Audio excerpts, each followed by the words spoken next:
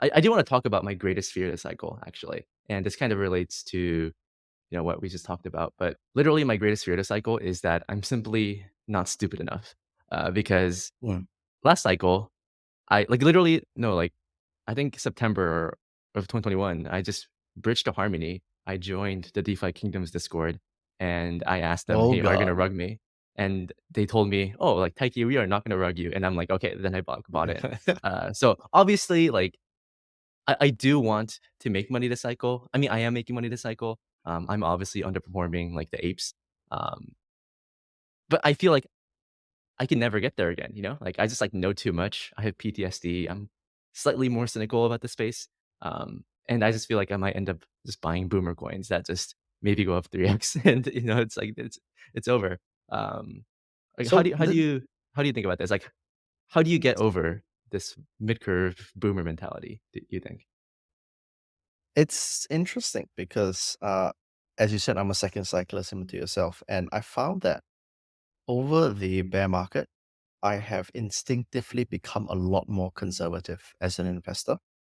Um, and I think that's just as a function of it allows me to survive, right? And now in this euphoric stage or accelerative stage of the cycle, I do agree that I share a lot of sentiments where I'm in positions that either the institutions are not buying or retail is not buying, and I feel like I'm coping on the sidelines or like coping in bags that are not pumping a lot. I think that there are two things to keep in mind here. I think the first one is a very old adage from our dear legendary trader GCR. And he says something along the lines of, he who chases two rabbits will catch none. And so I think you just have to have a very clear idea of what you want to denominate in for the cycle and then stick to that game plan regardless of what you see. Right? It could be BTC, it could be ETH, it could be SOL. If you want to be very simple about it, I think BTC is like your clearest PVE coin because you're not even counting on like retail to buy your bags. This is just the infinite latent bid from TradFi that is coming in, right? So if like I say this and I should be doing it myself, but I'm not at the moment. But if you're ever uncertain or you want to risk off, but you still don't think the cycle is topped, just denominate in BTC, right? I think that's one way to save yourself from underperforming the market, which is one of the concerns. And the second one is don't lose the ability to dream. I think when you're too focused on trying to survive, you forget how wonderful the dream is, right? You speak to first cyclists, or I guess when they do come, you realize that you look at their innocence and their naiveness, and you're like, oh, these guys are going to get fucked. But actually, no, it is that naiveness and stupidity that allows them to 50x their net worths as you cope on the sideline with a measly 3x. So that is what I always tell myself.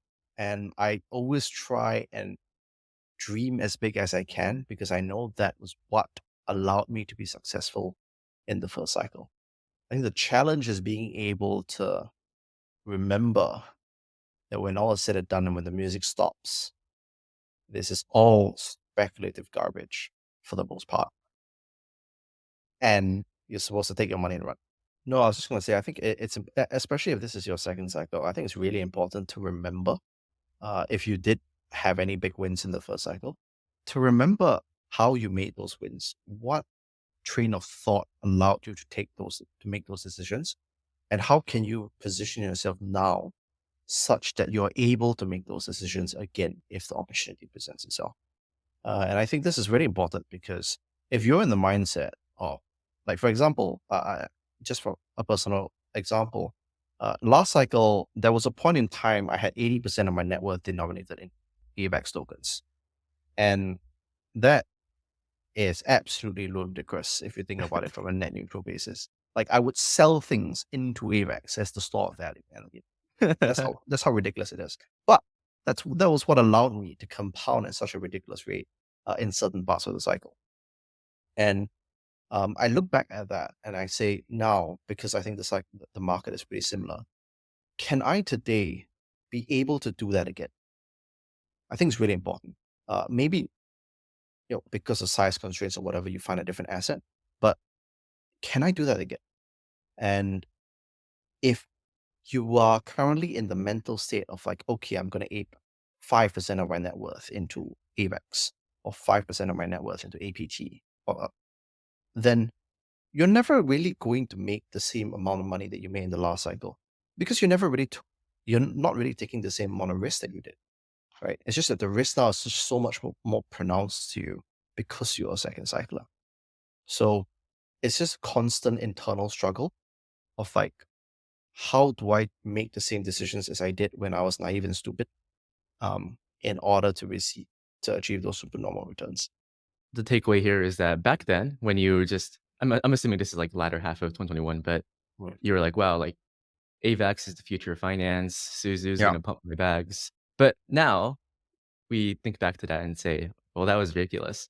But I think we have to be able to, study our past and say that, you know what, this is ridiculous, and I'm so stupid for doing this, but I am gonna put 80% of my portfolio into XYZ coin this cycle, just because I think the risk reward is favorable. If you study the Kelly criterion, if you like Oh, that's a study dangerous one, man. I know. You can't apply this to crypto and investing, Yeah.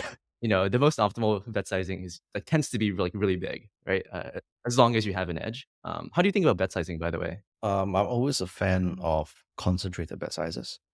I think one of the things that we've been trying to do as PMs at Tangent is really uh, allow the book to express our conviction in certain names. So, like for example, I could be hugely bullish ETH, right? And the book can be long 15% of ETH, right? And every day I have to ask myself, is that commensurate with my conviction in ETH? So a lot of it is a tug of war of fine tuning or perfecting how much of my conviction is correctly translated into sizing on the book, right? So for example, right now, the top three positions of Tangent constitute 80% of the book. So right now we're very concentrated in very specific assets, and we're just waiting for the thesis to play out.